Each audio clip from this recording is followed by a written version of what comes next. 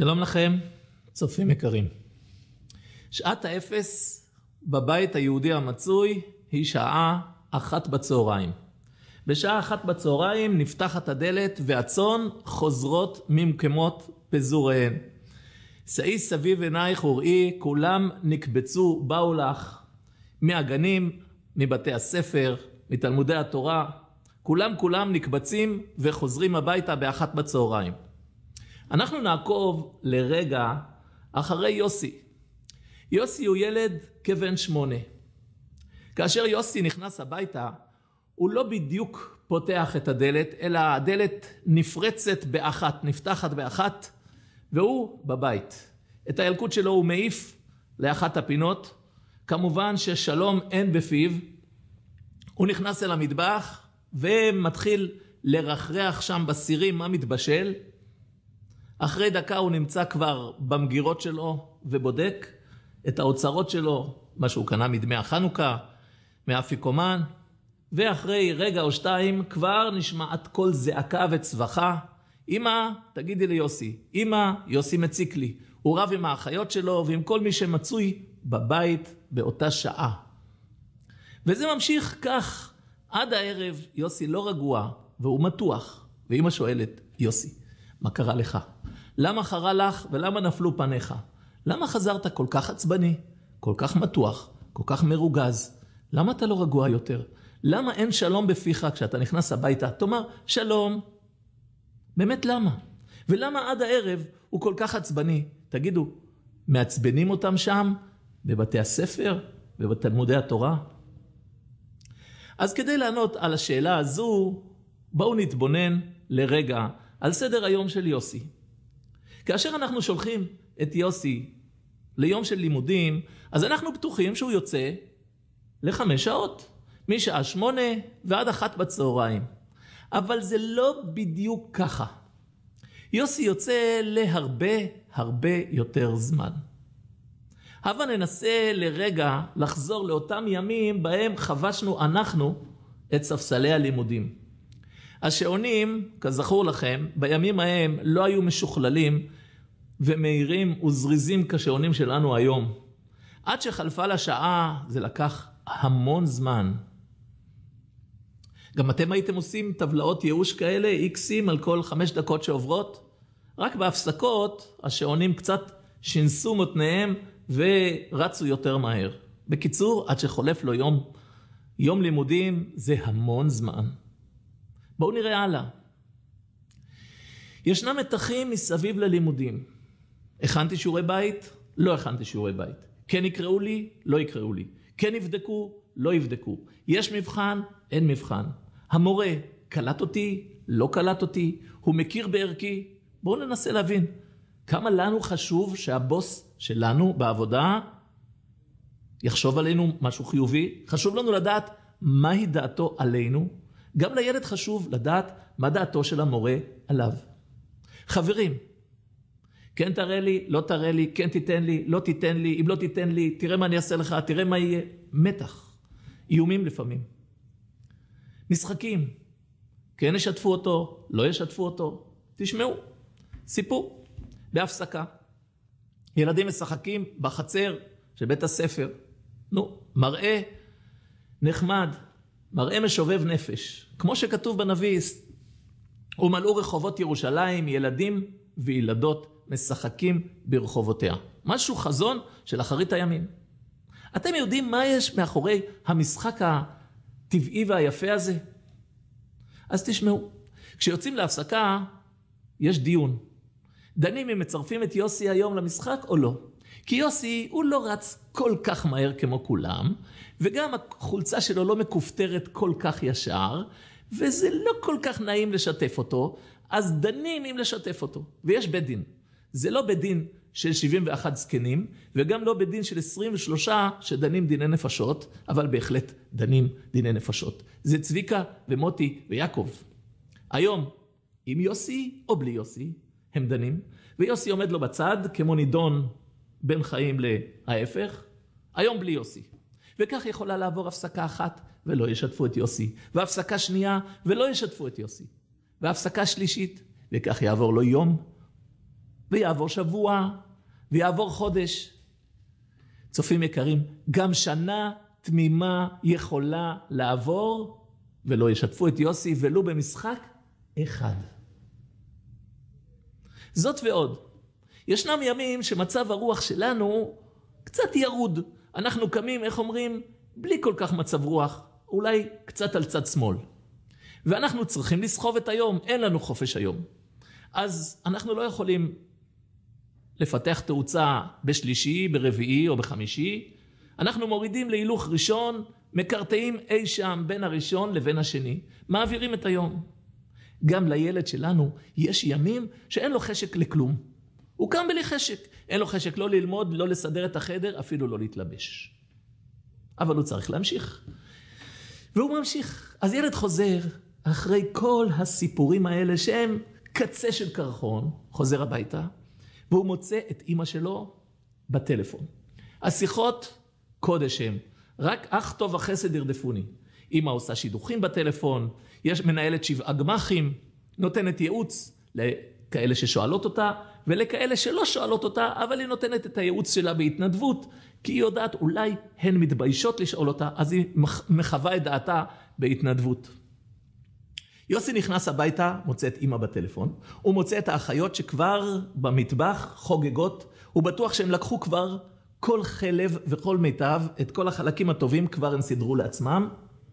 הוא הולך למגירות שלו והוא רואה שנגעו לו במה שהוא קנה מהדמי חנוכה שלו, הוא רואה שנגעו לו במה שהוא קנה מהאפיקומן. אז יוסי נלחץ והוא רואה שכדי לשרוד, כדי להישאר קיים במלחמה הזו, הוא חייב להיאבק. כמו שבכיתה, כמו שבבית הספר.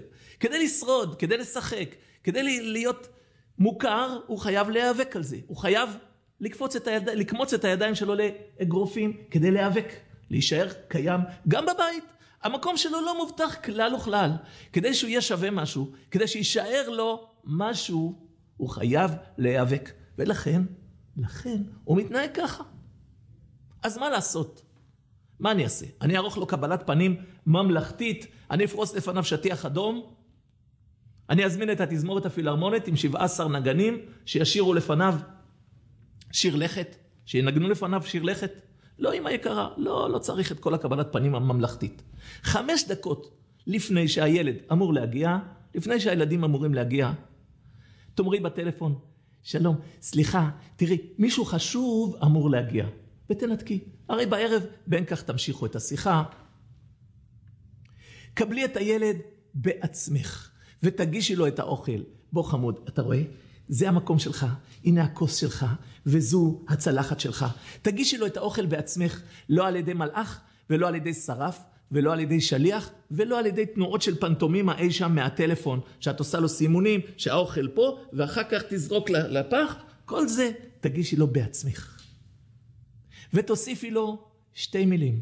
2 מילים שמאוד מאוד קל לזכור אותם, אבל צריך להגיד אותם באמת. יוסי, חיכיתי לך. תסתכלי לו בעיניים ותגידי לו, יוסי, חיכיתי לך. אתם יודעים מה זה עושה לילד? שהוא חוזר הביתה והוא יודע שאמא מחכה לו, שהמקום שלו מובטח, שהוא לא צריך להיאבק על כל פיסת מאכל. המקום שלו מובטח ושמור, יש מקום אחד ששם המקום שלו מובטח והוא לא צריך להיאבק עליו. זה הבית שלו. אמא מחכה לי ואמא חיכתה לי. אז הוא נרגע. אז הוא שלב. מחכים לי בבית. חיכיתי לך. זה הניגון הכי ערב שיכול להישמע באוזניו. תשמעו טוב. התקשרה אלינו אמא באחד מן הימים, וסיפור שכזה בפיה. ילדתה חזרה הביתה מגן החובה בצהריים, והיא אומרת לאמא, אמא, היום התנהגתי יפה בגן. נחמד לשמוע, נכון? כן. אמא מצויה בין תנור לקיריים באותה שעה, מכינה ארוחת צהריים. כן, התנהגתי יפה? כן. אמא, התנהגתי יפה ויצאתי היום להפסקה. רגע. מה זאת אומרת? כן, אמא, התנהגתי יפה ושולמית הוציאה אותי להפסקה. זה נשמע קצת חשוד. רגע. אני לא זוכרת ששולמית זה השם של הגננת שלך. שולמית זו גננת מחליפה? לא. שולמית זו אולי סייעת? לא. מי זו שולמית? הטבחית שלכם? לא. אולי איזו עובדת ניקיון? לא. אז ריבונו של עולם, מי זו שולמית? שהוציאה אותה להפסקה. תשמעו טוב. שולמית זאת ילדה אחת בקבוצה מתוך כולן. היא נטלה 5 בנות תחת חסותה, והיא מעניקה להם פרסים, ומחולקת להם עונשים, ועד היום, הילדה הייתה בעונש, היא לא יצאה להפסקה. היום היא התנהגה יפה, והיא באה לבשר לאמא, אמא התנהגתי יפה. וכל זה תחת האף של הגננת, של הסייעת, של המפקחת, ושל אני לא יודע מי עוד. התמזל מזלה של זו הקטנה, שאוזנה של אמא, שבדרך כלל לא כל כך פנויה, היום הייתה אוזנה קרויה לשמוע את מה שהקטנה אומרת. אז אתם מבינים כמה חשוב לומר לילד חיכיתי לך ולשמוע אותו. לפעמים יש לו משהו מאוד חשוב לומר לנו. כשנאמר ונקדים לילד חיכיתי לך, תראו שינוי מפתיע. קיבלתי משוב מההורים בסדנאות שלי, שניסו את זה בבית. הם ראו שינוי מפליא אצל הילדים שלהם. תנסו את זה אצלכם בבית. אני יודע שאימהות שואלות, כן, אבל אני אימא עובדת, אני לא חוזרת ב13:00. הילדים שלי הם ילדי מפתח. מפתח מחכה להם, והם מסתדרים עם המנה שהכנתי להם שם במקפיא, מחממים במיקרוגל. זה לא משנה מתי פוגשים את הילד. באותה נקודה שמצטלבת הדרך שלנו עם דרכו של הילד, ופגשתם אותו, גם אם זה 4 או 5, וגם אם זה אתה, אבא יקר, שפוגש את הילדים בשעה יותר מאוחרת. קבלו את הילדים, תשדרו להם שהמקום שלהם בבית מובטח, שאתם חושבים עליהם ושחיכיתם להם. יפה, נחמד. דיברנו שצריכים לומר לילד חיכיתי לך. אבל אתם שואלים, כן, זה נחמד כשמדובר על הקטנה הזו, בת 5, ועל בן 8, יוסי. אבל מה עם המתבגרים שלנו? אלו שבבית עושים לנו הרבה שמח. זו המתבגרת, שמהבוקר מצב הרוח שלה הולך ומתחלף. בבוקר היא ממש מלאך. אמא, את תנוחי עוד שעה, אני אשלח את הילדים, אני אכין להם כריכים, אני אחליף לתינוק, הכל יהיה בסדר. אמא, היא ממש מלאך. בצהריים מעונן חלקית. היא נכנסת עם פרצוף זעוף, שולחת אי פה אי שם הערה, מסתגרת בחדר שלה. לכמה זמן? לשעה, לשעתיים, ל3, ל4. תגידי, חגית, את חיה שמה? תני לנו עוד חיים. בשעה 6 נפתחת הדלת, ואז ממש סוער, דגל שחור. התקשרו אליי היום, המבט שלך חוקר. מי התקשרה אליי? טובי התקשרה אליי, רבקי התקשרה אליי, רחלי התקשרה אליי. היא חוקרת את כולם, משל מעלימים ממנה מידע מודיעיני בדירוג סיווגי ראשון במעלה. היא לא מסתפקת במחקר שלה, היא עורכת סבב טלפונים לרבקי, לרחלי, והשיחות נרגשות עם נפנופי ידיים ורגליים. או שהשיחות שקטות. אם היא הייתה יכולה להתכנס כולה לתוך אפרכסת הטלפון, היא הייתה עושה את זה.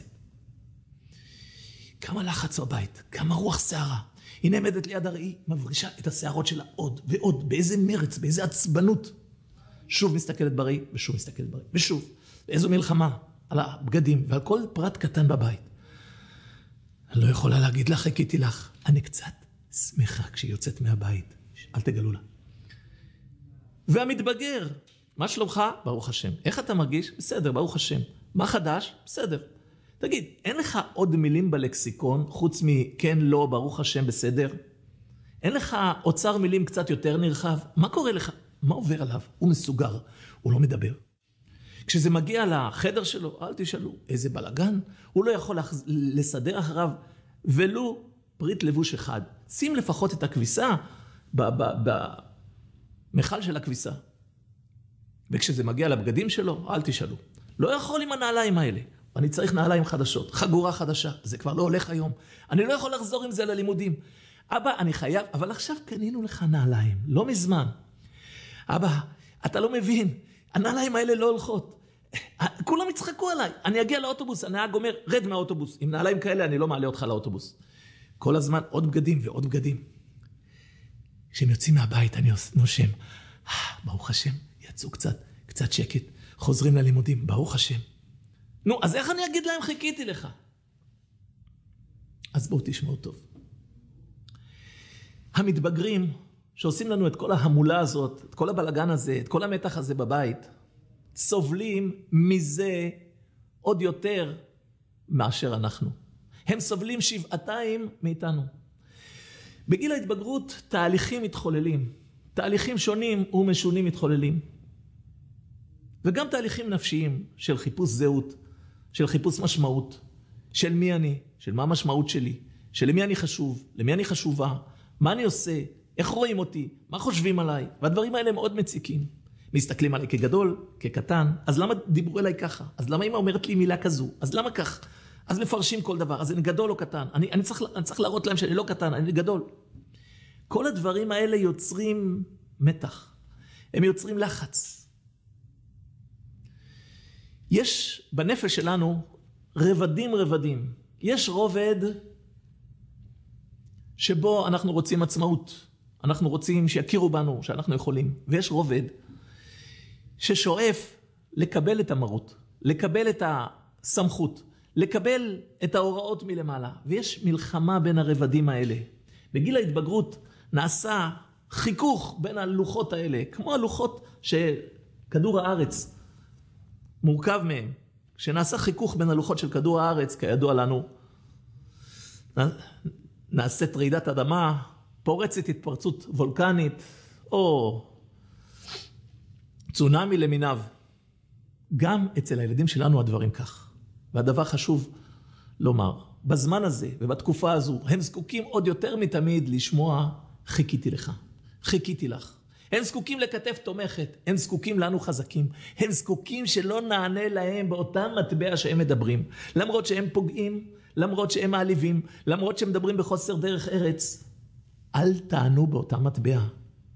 אתם תשמרו על הכבוד שלהם, תשמרו על היחס הטוב אליהם, תשמרו על המילה הטובה, ותשמרו לומר להם, חיכיתי לך, כי התקופה הזו תעבור בעזרת השם. ייקח לזה שנה, ואני אומר, הגל, הקצהו של הגל, שיאו של הגל, עובר בדרך כלל עד 2 ימים.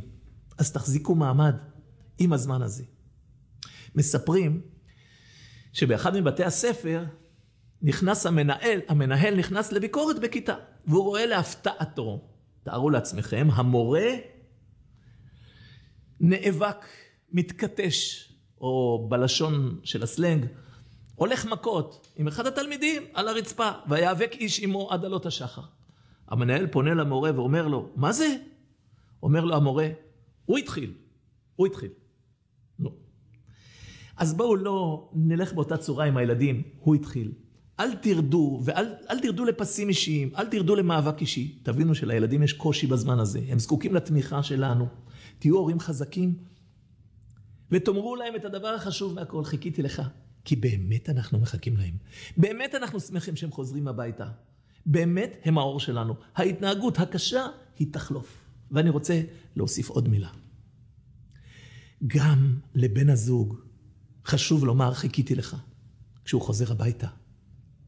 אני יודע, כן, הבעל אומר, בוודאי אומרים לי חיכיתי לך. אני חוזר הביתה, אשתי מצביעה על פח האשפה העולה על גדותיו ואומרת, חיכיתי לך. או שאת חוזרת הביתה, וכולם מחכים לך. הילדה מחכה לך, אמא חיכיתי לך, תגעצי לי את החולצה, אמא חיכיתי לך, תתפרי לי את המכנסיים, אמא חיכיתי לך. וגם הבעל אומר, חיכיתי לך. הוא מצביע על התינוק ש7 שעות, מזה 7 שעות עדיין לא החליפו אותו. אבל לא לחיכיתי לכם, כזה אני מתכוון. לומר, חיכיתי לכם מן הלב. חיכיתי לך, אני שמחה שחזרת הביתה. חיכיתי לך, טוב שחזרת הביתה. טוב שאת בבית. תאמרו את זה עם כל הלב. למרות שאולי בפעם הראשונה והשנייה הסתכלו עליכם באיזה מבט כזה, מאיפה הם נפלו? מה קרה לבן הזוג שלי? מאיפה הוא נפל? מה קרה לו היום? אתה מרגיש טוב? אבל לאט לאט האדם ישמח לשמוע שחיכו לו. כשאומרים לו את זה באמת, זה נותן לו, זה מעניק לו הרגשה נעימה. וסוף כל סוף גם אתם תשמעו מילים כאלו, מילים שיש בהם מחשבה. אז בואו נזכור. אם נשכיל לומר, חיכיתי לך, לקבל את פניהם של הילדים שלנו, של המתבגרים שלנו, של האנשים שסביבנו, ושל בן ובת הזוג שלנו, חיכיתי לך, במאור פנים ועם כל הלב, גם הקדוש ברוך הוא יאמר לנו, יאיר את פניו אלינו ויאמר לנו, בניי, חיכיתי לכם. בהצלחה.